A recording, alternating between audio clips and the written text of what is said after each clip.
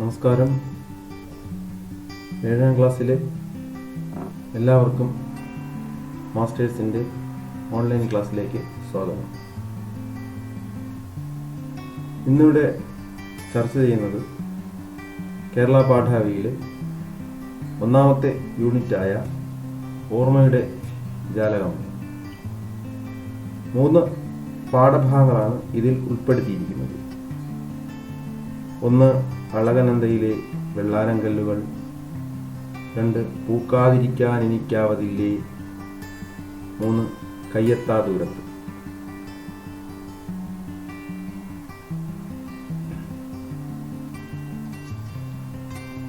ഓർമ്മയുടെ ജാലകം എന്നാണ് യൂണിറ്റിന് നൽകിയിരിക്കുന്ന പേര്.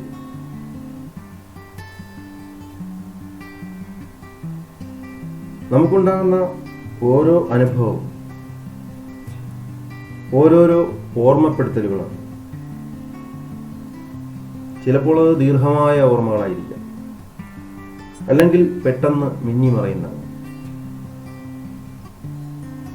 അപൂർവമായ ചില സന്ദർഭങ്ങളിൽ അത് ജീവിതകാലം മുഴുവൻ നമ്മെ പിന്തുടരുന്ന ഒരു വൈകാരികമായ പ്രചോദനമായും തീരാറുണ്ട്.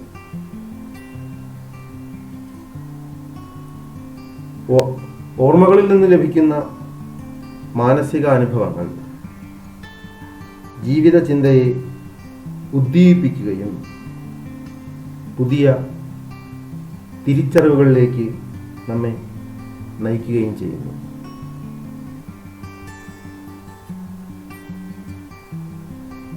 അപ്പോൾ ഓർമ്മകൾ എപ്പോഴും അങ്ങനെയാണ്. മറവിതന്മാരിടത്തിൽ മയങ്ങാൻ കിടന്നാലും ഓർമ്മകൾ ഓടിയെത്തി ഉണർത്തുമല്ലോ.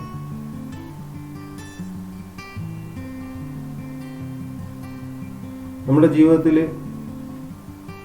മറക്കാൻ കഴിയാത്ത ഒരുപാട് നല്ല ഓർമ്മകൾ ഉണ്ടായിട്ടുണ്ടാവാം.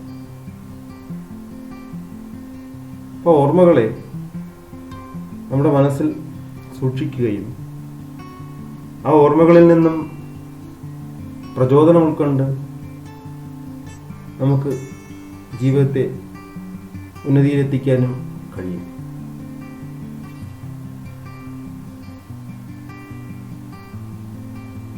ഇത്തരത്തിൽ മറക്കാൻ കഴിയാത്ത ഓർമ്മാനുഭവങ്ങൾ ചിലപ്പോൾ യാത്രയിൽ നിന്ന് ലഭിക്കുന്നതാകാം, ചിലപ്പോൾ വായനയിലൂടെ ലഭിക്കുന്നതാകാം, ചിലപ്പം നമ്മുടെ തന്നെ നേരിട്ടുള്ള അനുഭവങ്ങളിൽ ലഭിക്കുന്നവയാകാം.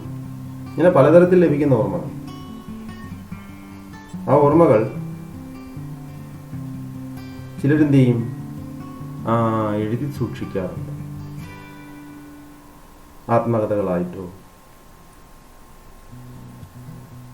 അല്ലെങ്കിൽ ഡയറി കുറിപ്പുകളായിട്ടോ യാത്രാ അനുഭവങ്ങളായിട്ടോ ഒക്കെ എന്ത് ചെയ്യാം, ഇത് പുറത്തേക്കെത്താം.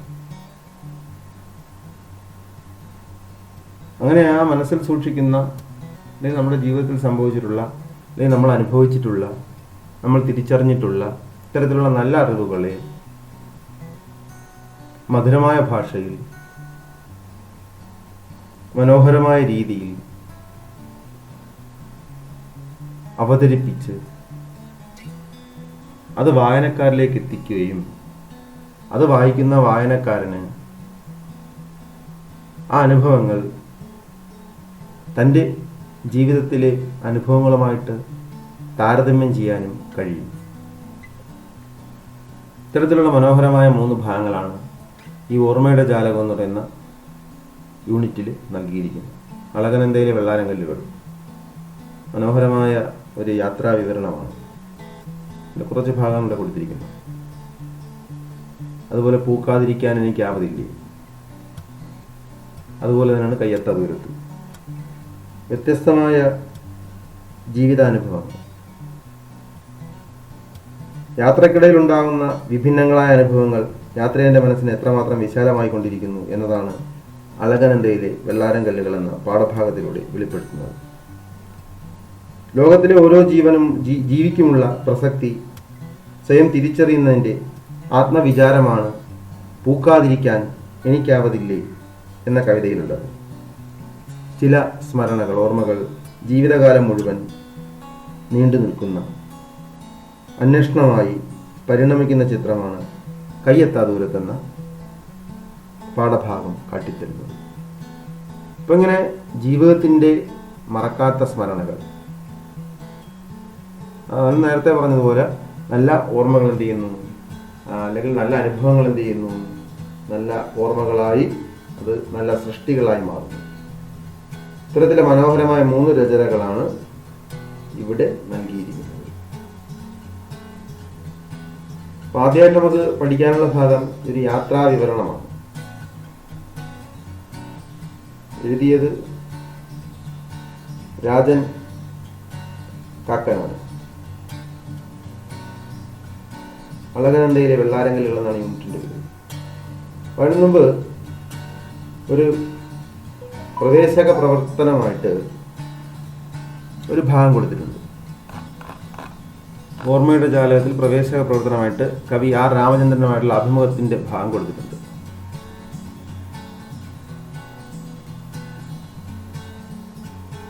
അതിൽ അദ്ദേഹത്തിന്റെ അജന്ത യാത്രയെക്കുറിച്ചാണ് പറഞ്ഞിരിക്കുന്നത്. അതൊന്ന് വായിക്കാം.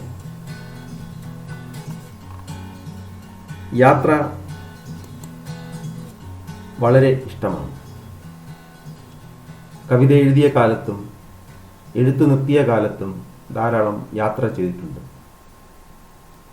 തായാട്ട് ശങ്കരനും ഞാനും കൂടിയാണ് അജന്ത കാണാൻ പോയത്. ഗുഹയാണത്. ഭൂമിക്കടിയിലുണ്ടാക്കിയ ഗുഹയല്ല, പർവ്വതം തുരന്ന് വലിയ ഹാൾ ആക്കിയിരിക്കുകയാണ്. അങ്ങനെ 26 ഗുഹകൾ. വിശാലമായ ഹാൾ തുറന്നിട്ടിരിക്കുന്നു. 2 ഭാഗത്തായി ഭിക്ഷുക്കൾക്ക് താമസിക്കാനുള്ള മുറികളുണ്ട്. അറ്റത്ത് ബുദ്ധന്റെ 6 അടി പൊക്കത്തിലുള്ള പൂർണ്ണകായ വിഗ്രഹമാണ്. 4 മണി കഴിഞ്ഞാൽ സൂര്യപ്രകാശം വന്ന് ബുദ്ധവിഗ്രഹത്തിന്റെ ചുണ്ടത്ത് തട്ടും. ചെറിയൊരു പുഞ്ചിരി വിടരുന്നത് പോലെ തോന്നും. അപ്പോൾ അപൂർവമായൊരു അനുഭവമാണത്. ജീവിതത്തെ ഓർത്ത് സഹതാപത്തോടെ പുഞ്ചിരിക്കുന്നത് പോലെ തോന്നും. അജന്ത എന്ന കവിതയിൽ ആ പുഞ്ചിരിയാണ് ഞാൻ ആവിഷ്കരിക്കാൻ ശ്രമിച്ചത്. യാത്ര ചെയ്ത് വളരെ കഴിഞ്ഞായിരുന്നു ആ കവിത രചിച്ചത്. അപ്പം അദ്ദേഹത്തിൻ്റെ ഓർമ്മകളാണ് ആ കവിതയായിട്ട് എന്ത് ചെയ്ത് പ്രകാശനം ചെയ്തത്. ആർ രാമചന്ദ്രന്റെ ശ്യാമസുന്ദരി എന്ന സമാഹാരത്തിലെ കവിതയാണ് അജന്ത. യാത്രാനുഭവത്തെ ആ കവിതയിൽ നേരിട്ട് പരാമർശിക്കുന്നില്ല. ആ കാഴ്ചയിൽ കവിയുടെ മനസ്സിലുണ്ടാക്കിയ ഭാവം ഈ കവിതയിൽ അന്തർലീനമായി കിടക്കുന്നു എന്നേ ഉള്ളൂ. അപ്പോൾ ആ അനുഭവത്തെ എന്ത് ചെയ്യുന്നു അദ്ദേഹം ആ കവിതയിൽ നിന്ന്, ആ കവിത നേരിട്ട് വാർത്തയല്ല ചെയ്ത് അതിൽ നിന്ന് ഉൾക്കൊണ്ട പ്രചോദനം അതെന്ത് ചെയ്യുന്നു കവിതയ്ക്ക് വഴിവെക്കുകയാണ്. അപ്പോൾ യാത്രകൾ ഒരിക്കലും നമുക്ക് മറക്കാൻ കഴിയുന്ന ഒന്നല്ല. നമ്മൾ ഒരുപാട് യാത്രകൾ ചെയ്തിട്ടുണ്ട്. നിങ്ങൾ തന്നെ ഒരുപാട് യാത്രകൾ ചെയ്തിട്ടുണ്ട്. പഠനയാത്രകൾ ചെയ്തിട്ടുണ്ട്, ഉല്ലാസയാത്രകൾ ചെയ്തിട്ടുണ്ട്. നമ്മൾ പരിചയമുള്ള സ്ഥലത്തേക്കും പരിചയമില്ലാത്ത സ്ഥലത്തേക്കും യാത്രകൾ ചെയ്തിട്ടുണ്ട്. നിങ്ങൾ വീട്ടിൽ നിന്ന് സ്കൂളിലേക്ക് പോകുന്നു, സ്കൂളിൽ നിന്ന് വീട്ടിലേക്ക് പോകുന്നു, അതും യാത്രയാണ്. ദിവസം ഒരേ വഴിയിലൂടെയാണ് പോകുന്നതെങ്കിലും വ്യത്യസ്തമായ അനുഭവങ്ങളായിരിക്കും അവിടെ നമുക്ക് ലഭിക്കുന്നത്. ചിലപ്പോൾ ഒരു ദിവസം കാണുന്ന ഒരാളിനെ ആയിരിക്കില്ല പിറ്റേന്ന് കാണുന്നത്. അങ്ങനെ വ്യത്യസ്തമായ അനുഭവങ്ങളും വ്യത്യസ്തമായ ചിന്തകളും എന്ത് ചെയ്യുന്നു മനുഷ്യനെ ആ നന്മയിലേക്കും മറ്റും നയിക്കുന്നു. ഇത് മനുഷ്യന്റെ ജീവിതത്തിന് പുതിയ പ്രചോദനം ഉണ്ടാക്കുകയാണ്, ജീവിക്കാനുള്ള പ്രേരണ നൽകുകയാണ് ചെയ്യുന്നത്. ഇവിടെ മനോഹരമായ ഒരു യാത്രാനുഭവമാണ് കവി ആർ രാമചന്ദ്രനുമായിട്ടുള്ള അഭിമുഖത്തിൽ നിന്നും ലഭിക്കുന്നത്. ഇപ്പൊ യാത്രയിൽ നിന്ന് ലഭിക്കുന്ന അനുഭവങ്ങൾ അത് പഞ്ചേന്ദ്രിയങ്ങളിലൂടെയുള്ള ലഭിക്കുന്ന അനുഭവങ്ങളോ ഭാഷകൾ, സൗഹൃദം, സംവാദങ്ങൾ, ചിന്തകൾ ഇവയെല്ലാം ആവാം. ഇത് വായനക്കാരിലേക്ക് പകർന്നു നൽകുന്ന രചനയാണ് യാത്രാവിവരണം. ഒരു യാത്രികന് ലഭിച്ച അല്ലെങ്കിൽ യാത്രികൻ ആസ്വദിച്ച കാര്യങ്ങളും അയാൾക്ക് ലഭിച്ച സൗഹൃദങ്ങൾ അല്ലെങ്കിൽ സംവാദം, ചിന്തകൾ, അയാൾ പരിചയപ്പെട്ട ഭാഷകൾ ഇതെല്ലാം എന്ത് ചെയ്യും യാത്രയ്ക്ക് അല്ലെങ്കിൽ യാത്രാവിവരണത്തിന്റെ ഭാഗമാണ്. ദേശവിവരണം, കാലവിവരണം, ജീവിത വിവരണം, ചരിത്ര സ്മൃതികൾ എന്നിവയെല്ലാം ഇവയിൽ ഉൾപ്പെട്ടിട്ടുണ്ട്. തൻ്റെ യാത്രയിൽ വായനക്കാരനെ കൂടി പങ്കാളിയാക്കുകയാണ് എഴുത്തുകാരൻ ചെയ്യുന്നത്. പ്രത്യക്ഷ അനുഭവ പ്രതീതി സൃഷ്ടിക്കുന്ന വായനയോടൊപ്പം ചില സ്മരണകളും ഇവ ഉളവാക്കുന്നുണ്ട്. അപ്പോൾ വായനക്കാരന് അവിടെ പോയ അനുഭവം ചെയ്യുന്നു, നല്ല യാത്രാവിവരണങ്ങൾ വായിക്കുമ്പോൾ ലഭിക്കുന്നു. വർത്തമാന കാല അനുഭവത്തോടൊപ്പം ഭൂതകാല സ്മൃതികളും പ്രതീക്ഷകളും എന്ത് ചെയ്യുന്നവയിൽ കൂടിക്കലരുന്നു. ഇങ്ങനെ യാത്രയുടെ വ്യത്യസ്തമായ അനുഭവങ്ങൾ, അത് യാത്രികന് ലഭിച്ച അനുഭവങ്ങൾ എന്ത് ചെയ്യുന്നു, വായനക്കാരനും ലഭിക്കുന്നു. യാത്രാവിവരണത്തെ സംബന്ധിച്ചിടത്തോളം മലയാളം വളരെ സമ്പന്നമാണ്.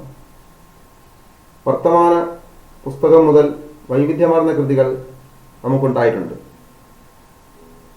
പഴയകാല സന്ദേശകാവ്യങ്ങളും യാത്രാവിവരണത്തിന്റെ സ്വഭാവം പുലർത്തുന്നവയാണ്. സന്ദേശകാവ്യങ്ങളുണ്ട്, അതും യാത്രാവിവരണത്തിന്റെ സ്വഭാവമുള്ളവയാണ്. യാത്രാവിവരണങ്ങളെ മലയാളിയുടെ പ്രിയപ്പെട്ട വായനാ വിഭവമാക്കി മാറ്റിയത് എസ്.കെ. പൊറ്റക്കാടാണ്. സ്ഥലങ്ങളുടെയും ചരിത്രത്തിൻ്റെയും കാലങ്ങളുടെയും വിവരണങ്ങൾ നേരിട്ട് അനുഭവമാക്കി കൂട്ടിയിണക്കിക്കൊണ്ടുള്ള എസ്.കെയുടെ രചനയിലൂടെ ലോകസഞ്ചാരം നടത്തിയവരാണ് നമ്മളെല്ലാം. അപ്പോൾ വ്യത്യസ്തമായ വായനാനുഭവം മലയാളികൾക്ക് സമ്മാനിച്ച, മലയാളികൾ എന്നും ഓർക്കുന്ന ഒരു എഴുത്തുകാരനാണ് എസ്.കെ. പൊറ്റക്കാട്.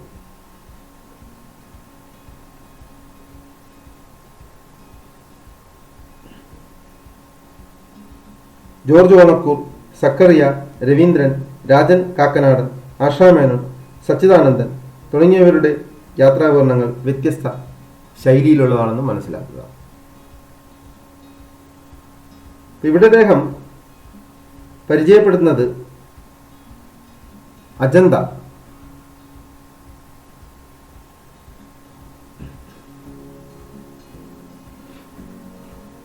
യാത്ര വളരെ ഇഷ്ടമാണ്. കവിത എഴുതിയ കാലത്തും എഴുത്തു നിർത്തിയ കാലത്തും ധാരാളം യാത്രകൾ ചെയ്തിട്ടുണ്ട്. യാത്ര ഇഷ്ടമില്ലാത്ത ആരുമില്ല. അദ്ദേഹത്തിന്റെ അജന്ത യാത്രയാണ് പറയുന്നത്. യാത്രകൾ എനിക്ക് വളരെ ഇഷ്ടമാണ്, നമുക്കെല്ലാം ഇഷ്ടമാണ്. കവിത എഴുതിയ കാലത്തും എഴുത്തു നിർത്തിയ കാലത്തും ധാരാളം യാത്ര ചെയ്തിട്ടുണ്ട്. പുസ്തകത്തിൽ നിന്ന് ലഭിക്കുന്ന അറിവ് പോലെ തന്നെ ഇത് നേരിട്ട് അനുഭവിക്കാൻ പറ്റുന്നതാണ് യാത്രയിൽ നിന്ന് ലഭിക്കുന്നത്. അത് എന്ത് ചെയ്യുന്നു, അദ്ദേഹം സാഹിത്യ കൂടി കലർത്തി എന്ത് ചെയ്യുന്നു, പകർത്തുന്നു. അത് വായനക്കാർക്ക് നേരിട്ട് അനുഭവം ജനിപ്പിക്കുന്ന രീതിയിൽ എന്ത് ചെയ്യുന്നു, പ്രതിഫലിക്കുന്നു. ഇവിടെ അദ്ദേഹത്തിന്റെ അജന്ത യാത്രയാണ് പറഞ്ഞത്. യാത്രകൾ വളരെ ഇഷ്ടമാണ്. കവിത എഴുതിയ കാലത്തും എഴുത്ത് നിർത്തിയ കാലത്തൊക്കെ എന്ത് ചെയ്യുന്നുണ്ട്, ധാരാളം യാത്ര ചെയ്തിട്ടുണ്ട്. ഇത് തായാട്ട് ശങ്കരനും ഞാനും കൂടിയാണ് അജന്ത കാണാൻ പോയത്. അപ്പോൾ അജന്ത എന്ന് പറഞ്ഞാൽ ഗുഹയാണ്. അദ്ദേഹം തന്നെ പറഞ്ഞിട്ടുണ്ട്, അജന്ത ഗുഹയാണ്. അതുപോലെ മഹാരാഷ്ട്രയിലെ ഔറംഗാബാദ് ജില്ലയിലെ അജന്തയിൽ BC 2ാം നൂറ്റാണ്ട് മുതൽ 7ാം നൂറ്റാണ്ട് വരെയുള്ള കാലഘട്ടത്തിൽ പലപ്പോഴായി കരിങ്കല്ലിൽ കൊത്തിയെടുത്ത ഗുഹാക്ഷേത്രങ്ങളാണ് അജന്ത ഗുഹകൾ. ഈ ഗുഹകളിൽ കാണപ്പെടുന്ന ചിത്രങ്ങളും ശില്പങ്ങളും ബുദ്ധ മത കലയുടെ മകുട ഉദാഹരണമായിട്ട് കണക്കാക്കപ്പെടുന്നു. 1983 മുതൽ അജന്ത ഗുഹകളെ യുനെസ്കോയുടെ ലോക പൈതൃക കേന്ദ്രത്തിൽ ഉൾപ്പെടുത്തിയിട്ടുണ്ട്. അപ്പോൾ അജന്ത എന്ന സ്ഥലത്താണ് എന്ത് ചെയ്ത് ഇദ്ദേഹം പോയത്. ഒരു ഗുഹയാണ്, ഭൂമിക്കടിയിൽ ഉണ്ടാക്കിയ ഗുഹയല്ല, വലിയ ഭൂമിക്കടിയിൽ ഉണ്ടാക്കിയ ഗുഹയല്ല, പർവ്വതം തുറന്ന് വലിയ ഹാളാക്കിയിരിക്കുകയാണ്. അങ്ങനെ 26 ഗുഹകൾ, വിശാലമായ ഹാൾ തുറന്നിട്ടിരിക്കുന്നു. 2 ഭാഗത്തായി ഭിക്ഷുക്കൾക്ക് താമസിക്കാനുള്ള മുറികളുണ്ട്. അറ്റത്ത് ബുദ്ധന്റെ 6 അടി പൊക്കമുള്ള പൂർണ്ണകായ വിഗ്രഹം, ബുദ്ധന്റെ പൂർണ്ണ ദേഹ വിഗ്രഹം എന്ത് ചെയ്യുന്നുണ്ട്, പൂർണ്ണ വിഗ്രഹം. 4 മണി കഴിഞ്ഞാൽ സൂര്യപ്രകാശം വന്ന് ബുദ്ധ വിഗ്രഹത്തിന്റെ ചുണ്ടത്ത് തട്ട് ചെറിയൊരു പുഞ്ചിരി വിടരുന്നത് പോലെ തോന്നും. അപ്പോൾ അപൂർവമായൊരു അനുഭവമാണത്. ജീവിതത്തെ ഓർത്ത് സഹതാപത്തോടെ പുഞ്ചിരിക്കുന്നത് പോലെ തോന്നും. അജന്ത എന്ന കവിതയിൽ ആ പുഞ്ചിരിയാണ് ഞാൻ ആവിഷ്കരിക്കാൻ ശ്രമിച്ചത്. യാത്ര ചെയ്ത് കഴിഞ്ഞ് വളരെ കഴിഞ്ഞായിരുന്നു ആ കവിത രചിച്ചത്. അപ്പോൾ യാത്ര ചെയ്ത് ഉടനെ രചിച്ചതല്ല, വളരെ കഴിഞ്ഞു. അപ്പോൾ ഓർമ്മകളിൽ നിന്നാണ് എന്ത് ചെയ്തത്, ആ കവിത ഉണ്ടായത്. കവിതയെക്കുറിച്ച് പറഞ്ഞു. ശ്യാമസുന്ദരി എന്ന സമാഹാരത്തിലെ കവിതയാണ് അജന്ത.